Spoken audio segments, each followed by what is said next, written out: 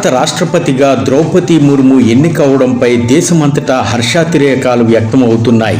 భారత స్వాతంత్ర్యం వచ్చి 75 వసంతాలైన నేపథ్యంలో దళిత వర్గానికి చెందిన ద్రౌపది ముర్ముని దేశాధిపతిగా చేయడాన్ని భారతీయులు సంతోషిస్తున్నారు. ఇదో మంచి సందేశంగా అంతటా సంబరాలు జరుపుకుంటున్నారు.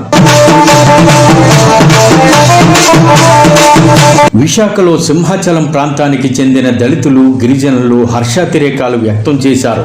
బీజేపీ ఎస్సీ మోర్చా రాష్ట్ర కార్యవర్గ సభ్యురాలు మాధవీలతా చార్లెస్ ఆధ్వర్యాన వీరంతా సందడి చేశారు. మిఠాయిలతో ఆనందాన్ని పంచుకున్నారు.